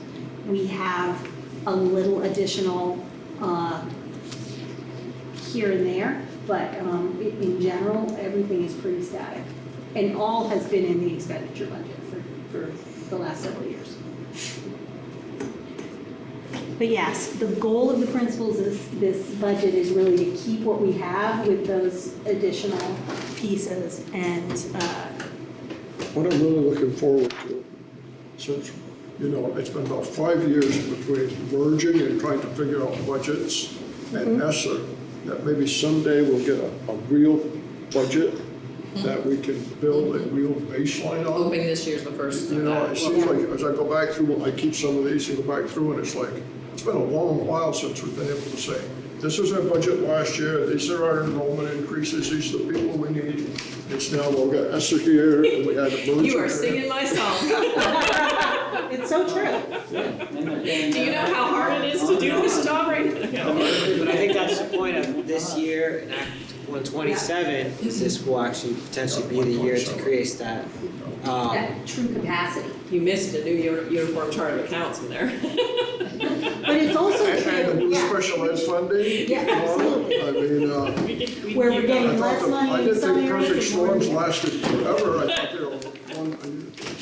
Anyway, I agree. good questions. No, and so for example, when we're talking about the increases in contracts for special ed and tuition, we actually, for those students that cost the most in those contracts, some of those tuition contracts are $87,000 or more. And then the transportation. Those students, we get extraordinary cost reimbursement in our district due to our demographics as well as the student need. We recoup those funds quite a bit. So even though on the expenditure side of things, we're spending more in some areas of special ed, not all, but some, for our most acute needs students, we actually are getting much more revenue for them as well. So it's important that we look at both sides. So the conversation is, how much more can we do at our own school district without sending them out of town? Well, we are looking, we're always gonna have to do both things. Because of the need just goes through the roof. But we are having conversations, we're gonna have some conversations, sort of problems in practice about, I was just talking to Chris Dodge today, that we're looking into a small alternative classroom in Swanton and an alternative classroom at MVU, where we have, and we can probably do that with existing staff, but then we might need another person to really backfill. Because I don't want to hire a brand new teacher to run an alternative classroom. you move a veteran teacher. Raising that Right. point, those are the discussions I'm sure you people are doing. Those are the Because conversations they we're need to having. be done. Yes. Because transportation will kill us, not just us, anybody that's. Oh, it's huge, it's huge. And I don't mean regular transportation, I mean that child that's Yes. traveling 40 miles with. It used to cost $4,000 in transportation a year for a kid in Swanton to go to Project Solar. It's double that. I mean, just for an example. Because their human, their transportation costs and staff costs have also increased like Maybe we should everywhere buy else. kids' cars more. That might not work out as well as. Well, I hear you, but I think it's good that those discussions are. So we also try, I always try not just to add also, so literally I spent 2 days going line by line, looking at historicals, the best that we could, trying to zero out or reduce any lines that we could based on what we've seen the last 3 years, to a level that I was comfortable with, knowing that we really don't have a baseline. But as you look through and you look at the variance column, which is on the far right, you will see a lot of lines that are reduced by 2,000 or 4,000 or 5,000. I did my best, and I will do that again. And we keep drilling down, pulling detailed reports, and trying to make up some of that money. A little $1,000 here, $1,000 there, but 23 pages later, I've got $100,000. So. Well, I think Act 27 is going to reduce some of the anxiety that I'm sure some of us had 6 months ago. I think so. Yeah. But again, to Julie's point about the changes to Act 173, and kind of like having a normal year, we've had so many changes and not really knowing how the rubber was gonna hit the road, even on the revenue side. Like, I had an idea that we were gonna be made whole out of Act 173 as far as the block grant. We ended up losing about $300,000. We could handle that. Extraordinary, we don't see the calculation, so until we have the expenses and then we get our revenue this year, this is our first exposure to actually how that's going to work out. So now I can use that information and be more strategic moving forward, but I couldn't do that for the last couple of years, so. I remember when you told us you didn't have any money, and then the next meeting we got a special. Well, for instance, a family moves in and they have 4 high-need students, that could be $400,000 or $500,000 in one event. Yeah. I have a, are we open floor questioning or no, are we? Yeah, go ahead. Okay, so, I probably should know the answer to this, but I don't. So, like, line 1101, 1111, salary teachers, right? Mm-hmm. And then your notes. You're including the grant-funded positions in those totals, correct? That we're looking at, the numbers? Yeah, it's probably, I run in a room with the notes, some of them, unless they are down below in the actual grant funded, and I've noted that there's one FTE there for a specific reason. For instance, under Title I and Title II, you will see that we've reduced the amount of positions, but there are 2 in Swanton that we're funding fully right now, so you'll see that under those funds, but this is the reason that note is there is because some of those are ESSER positions that we moved up there, and those were grant funded. So, okay, but then if you look at line 110 central office, 2212, Let me catch up with you. line 141, and your notes. Say the function again, sorry. 2212, Yep. central office. Correct. 141. Yep. And then, so that total we're looking at is just what's local, right? Because the remaining is grant. Is actually grant funded down below, yeah, and I can try to So is make that different though than Well, the reason, again, this one includes the ESSER funded, which was a grant funded positions, and instructional were the first thing that you were talking about under the 1101, so that's why I put a note there that it included the grant funded positions. But for this one, yes, where Heidi Mosher, sorry, not Heidi Mosher, Kosha was. Yeah. That is only her portion without the grant funding, and if you go under Title IV and Title II and Title I, because she's split so many different ways, you will see the rest of her. I guess that's where I'm confused, but. Yes, I will clarify the notes, to be like, this used to be ESSER grant funded, so now it's included in that instructional line, which is the teacher line you were looking at. And then I will try to be more clear with the others, where like CFP is offsetting them, like Kosha, like that line 2212 you're talking about. That's only the portion that is local, the rest is at the bottom under Title I, Title II. So that's kind of like, which dovetails. So is this just this year we want to do, I don't want to really talk about the name of the person, but why wouldn't we, have we always had a grant for our curriculum coordinator? We've always, with the amount of FTEs or the amount of dollars that we use from Consolidated Federal Program Grant has always been applied to her salary. The FTEs can change depending on how much we're getting and the target ranking and the. Okay. So we've always offset the curriculum directors, we've always funded portions of the curriculum director with consolidated federal grant money. And only certain titles have certain allowable portions and activities. Right, So okay. it's a puzzle, rather than just fund the entire position. I guess this, It's just for some reason, these notes are like, is that something every year I should have been seeing, or? Oh, yeah, this has been every year. Yeah, Okay, interventionists alright. do the same way, except this year there are a lot less notes actually, because we've made a conscious effort not to fund as many positions with the title Right. dollars that we have to save money. Okay. Because if you recall, when we use federal grants to pay for salaries, we have to add a percentage to offset the pension fund. So it's like a tax. So we're trying to eliminate that as much as possible. 27%. It's 27%. It's way hard, it's so much harder to write the So grant. every time you pay for an interventionist with consolidated federal grant money, 27% of that salary has to be set aside as if we're spending that money on. So we're trying to do other things that we ordinarily do within our budget and use those funds for that, so that it frees up about $200,000. But Toby, the reason it's like that is that the state and the Uniform Chart of Accounts requires us to reference those under those funds when they're charged to a grant and everything. I would love to roll them up and just say, we're using $200,000 worth of title funds to offset this, that, and the other thing. Mm-hmm. We're not allowed to. We have to put them under those funds, so it becomes very, like a Rubik's Cube. Okay.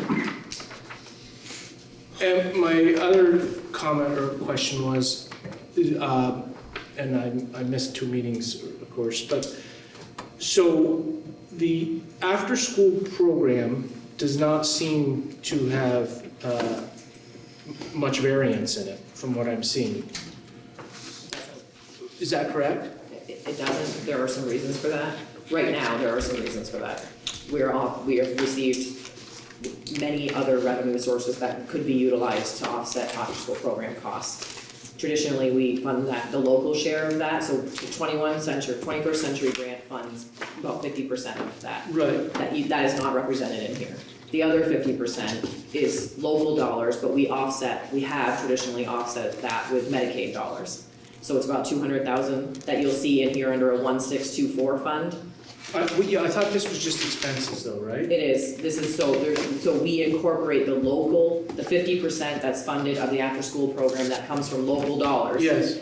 We put in here under a 1624 fund, knowing that on the revenue side, we are taking that $200,000 worth of Medicaid revenue to offset that local expense. But we have to run it through our general fund, otherwise, I use the word protected, and I guess that's not the right thing because We don't get credit for a local share. right, we want to represent that the general fund, or there's another funding source, that's a requirement of 21C, that we have another funding source identified for the after-school program.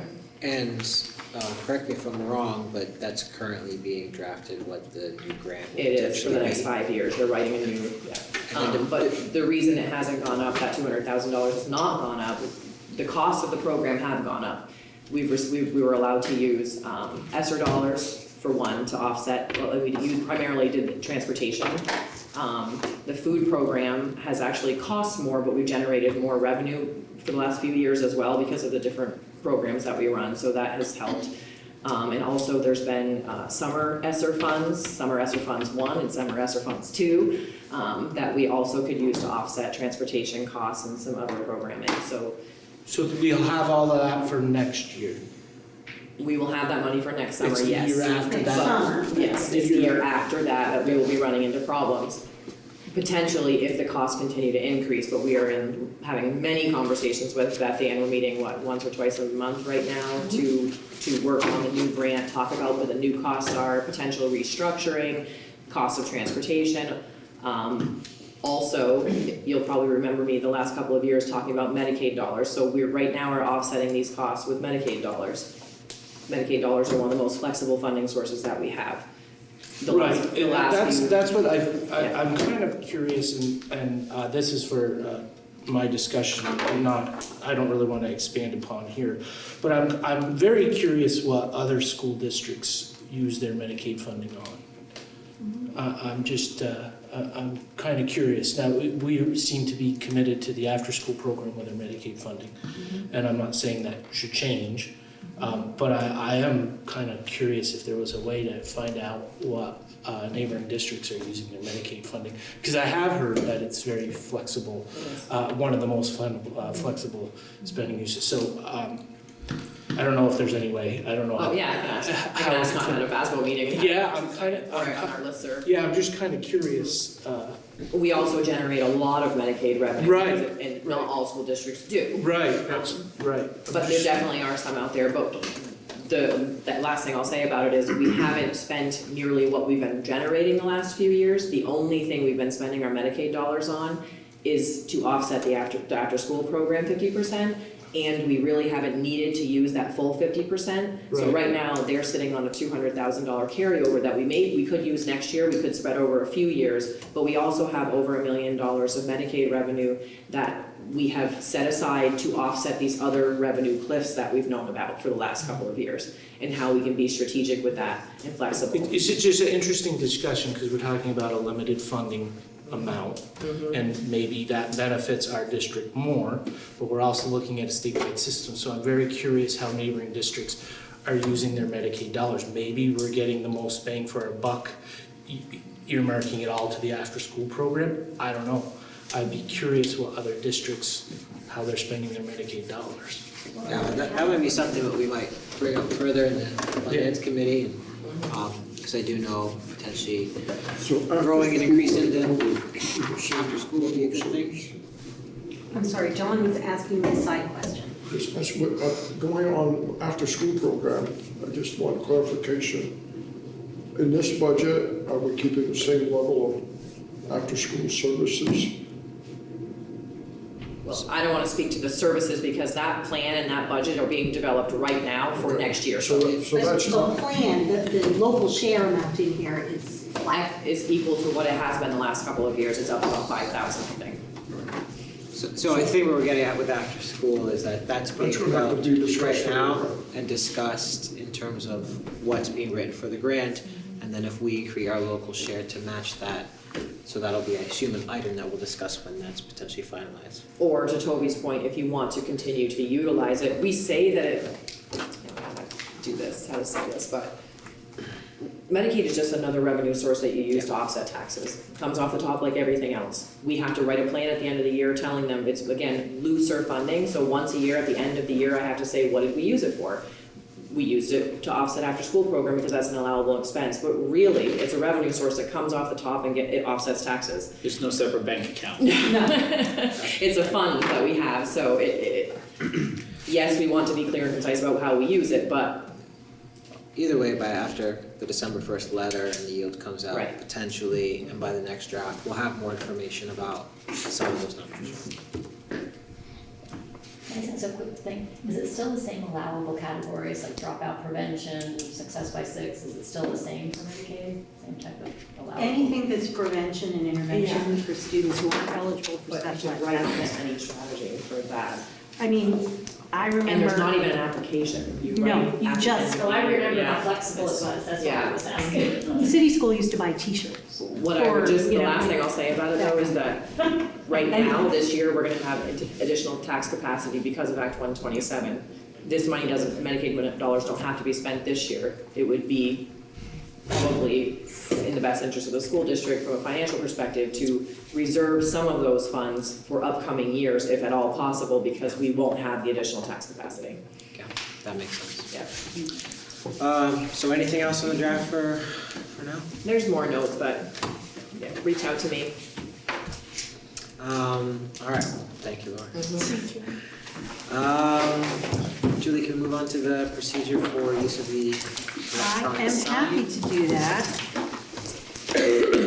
And I did this while attending a facility committee meeting because I was remote and I thought it would be, Toby had asked and then I forget who else asked me, was it you, Peter, about do we have a procedure? And so I found one from a college somewhere and adapted it for our district and our use. Ran it past MVU administration and they think it represents well what they do.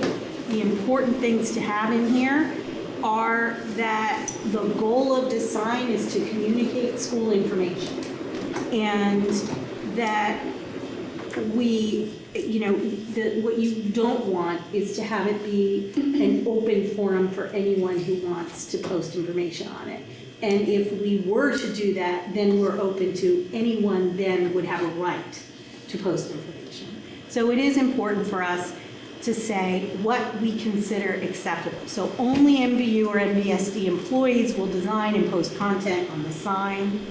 All content should promote MVU or MVSD activities, events, and educational opportunities in a time-sensitive manner. Material should be informative and of interest to students, faculty, and staff. Announcements relating to significant student, faculty, staff achievements, awards, or accomplishments would be acceptable. Event information for upcoming activities sponsored by the district or the school. Changes in timing or location of regularly scheduled events, activities, special events, including something like a street closing or a park, something of local interest that way. Information on new programs, services, this is pretty general. Welcoming statements for special guests or groups visiting MVU, emergency notifications from the district or the municipalities of Swanton, Highgate, or Franklin with the approval of the superintendent or designee. Unacceptable content would be no classified ads, no personal messages, no picture slideshows of events should exceed 3 consecutive images, and political statements relating to campus, local, statewide, or national elections outside the general reminder to vote. And those are pretty much straightforward in practices, but I think it's important to make sure we have it in a procedure that we post on the website, and that way we shouldn't have a challenge with it. So would that allow Jen McConnell, who just won a nice award, to be recognized on that board? Should, at this point, MVU is, she could, we could. If Joyce asked, I know if Joyce it's looking asked. at MVU, but it's MVSD. Yep. So yes, this would allow Nice message. announcements for anything within the school district. Would be the MVU teacher here and we did something. Listen, it's about what is practical. But yes, this would allow, if there was a special event in Franklin that we wanted anybody going up and down Route 78 to see that had to do with the school, and it would be helpful, and Joyce called the principals over there, they could make that happen. But this would not allow a private entity, right, that wanted to promote something. Is there going to be a what? Because you don't want everybody just calling. No, there's a designated. We also don't want too many messages. We don't want too much text. We don't want, Has the board been prepared on that? Because I've not seen it yet. No, I haven't yet. And I think that would be great. That would be important. I think the board, That one night we had a meeting there. Yes, I think they've been there when we were at an MVU meeting. Right. I think most meeting nights would be good to post Yeah, that, that's an easy thing. especially as we get closer to town hall and budget. Debbie LaRose. It'll be up there. Good. Absolutely. MVSD I think it's Schoolboard important. meeting special guest. I think it's important to have a procedure to protect the administration from some wild requests that could happen. Wild stuff happens. Wild requests could, hey, put it up on the MVU board. And I left it MVU/MVSD because who knows if we don't put a sign up in Swanton one day, or we put a sign in Highgate or something. We just, want to make it clear. So just like for clarification, the Little League program couldn't put something up there. No. Would be too much stuff. Right, but I just want to get that out there. It's About school events. right. Okay, all right, that looks good. Any other discussion on this? Just think about it, in the past, we've kicked around ideas of asking the municipalities to put some of our information on their boards. I just hope that if there's an opportunity to reciprocate, then maybe we could do that, and that would help them and help us. And Yes, and that's why that is there at the discretion of the superintendent. So if they ask, and it's about, a public information meeting held in the village complex, I'm happy to put it up there. That'd be a good example, Yeah. public information meeting in Franklin, site by the Swan Village trustees. Or for instance, when it's town hall, like, when it's town hall, that'll be the day to have that out there, voting today. So thank you for the prompt to do that. Is that an action item on the next agenda? It doesn't have action, it's a Doesn't have to procedure, be? but I wanted to make sure it was shared. Okay. I'm of the opinion we should, it's not warned as actionable, but I think by statute, boards approve and disapprove of administrative procedure. I was just thinking of an item on the next agenda. Yeah, on the next agenda, make it That's action. what I was saying. Is that an action item on the next agenda? Oh, I got you, okay. Oh, we can do that. To approve the procedure? I'm The sorry. action would be to approve the procedure. You can't, yeah. I just think it's good for the public, whether they're watching the TV or they read the minutes, to know that we have a procedure and the board has approved it. Before we get something happen and then somebody says, well, do you have a procedure? Yes, we do. But we don't approve all procedures. No, but the board has the right to approve. You have a Okay. policy on that. And so if it's something that the board feels like they want their stamp of approval on it, Right. yeah. It's very visible. Most of our Yeah, well, procedures. It's a are pretty- dedicated codified procedure, so I think boards should Yeah, I don't know. approve it. We can statutorily. Okay. All right, we'll add that to the next agenda for next week. Anything else on that? All right, so committee updates, try to keep it quick. Okay, facilities committee update. We have a meeting coming up next week, week after, before our next, Couple weeks. Well, before our next board meeting. Well, no, our Our next, next board meeting is is next Tuesday. Oh, We're so on after that one, The 12th. It's the 12th. the 12th, okay. Before the second meeting. Yeah, that's right, I forgot that. It's just because the second and fourth, Yeah, with the holiday, so that's it for we're me. away. When I saw the facilities meeting, I called Laura and said, we're meeting the same night as the school board. She said, no, they've changed the school board. I said, I missed that one. I have a facilities question though. Did we buy the tractor using Devin's suggestion? I don't know if we have yet, but we're going to. We're still trying to find a tractor. Yeah. But tractor. But as far as the actual purchase, they did it. I think we had some questions whether they would let us buy it for the same price as they're financing it. We are, I thought we decided to. Yes, we did. We Yeah, did no, decide. no, we said do it, but I wondered if they accepted it. The seller sometimes likes the interest. They weren't going to finance it anyway. We would, they were aware we would have going with outside source, It yeah. didn't affect them. Yeah, no, we just need to find an actual tractor. So we'll get an update on if we found the tractor. I also just sent a message to the finance committee meeting proposing December 11th. Let me know if maybe that would work. I think I summarized what you would like to discuss. Yep. What day of the week is that? That's a Monday. What time? 5? Well, usually you do 5, but I have a task force meeting on the 12th and then the ag meeting on the 14th, so I don't have a lot of days open that week. Could we move it up to 4:30? I can do any time, that's really up to you guys. I can do 4:30. All eyes on you, Deb. No. It's like I can't do 4:30. 4:30, yeah, I have a practice basketball that night, but I can move that a little bit, I think 4:30 is probably good. Or if it works better for you, 4:30 on the 12th, I could meet before the facility meeting.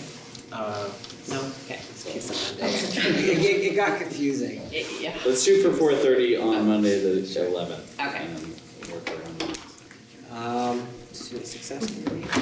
So I'll take that one real quick, and Devin and Kelly, if you have anything to say, please add on. So Kosha did most of the presenting to us on that evening.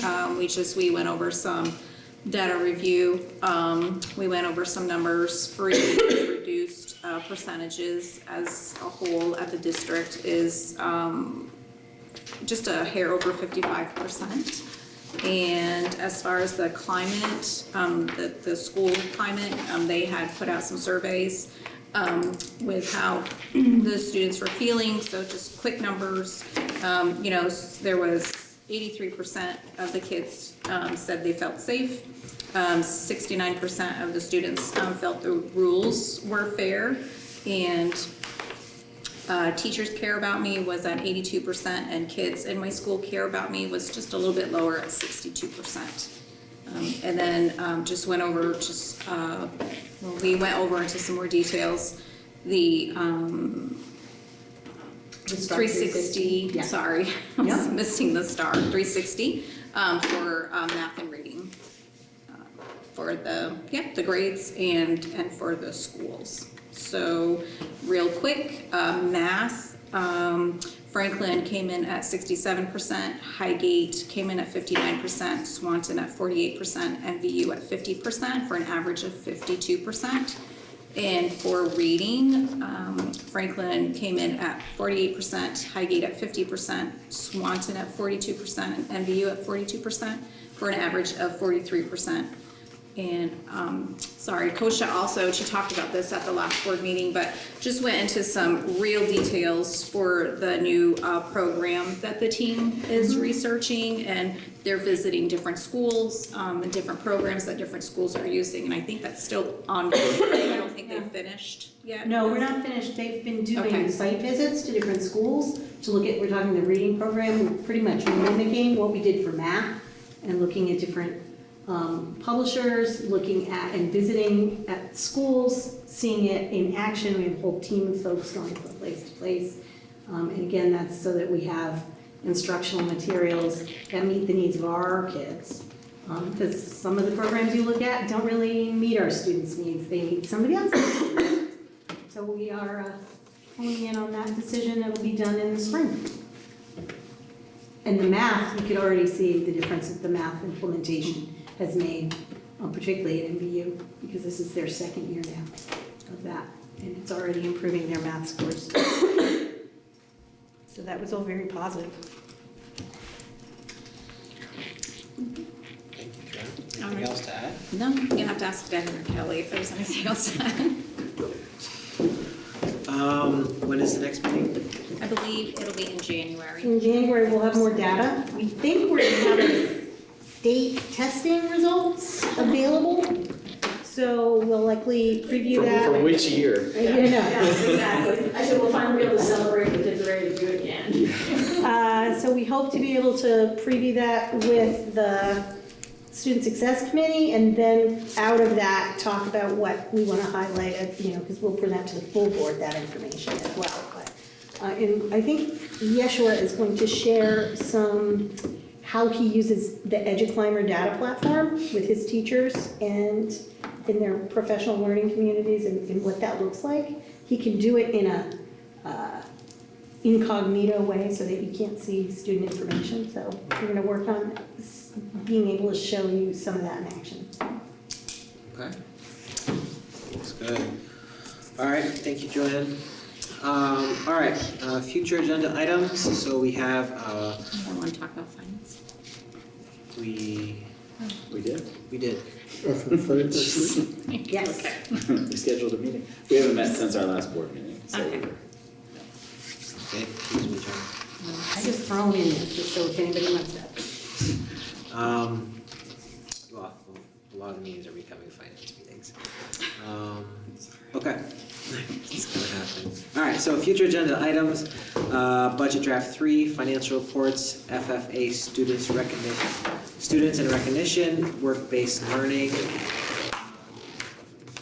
Julie, we'll talk about the order of that, maybe the students can go first. Oh, yeah, absolutely. Our future board meeting is December 15th, so next Tuesday at MVU at 6 p.m. and there is no executive session. Do I have a motion to adjourn? I will move to adjourn. A second? I'll second. Joanne is a second. All in favor to adjourn? Joanne. All in favor to adjourn? Aye. Aye. Motion carries 7-0.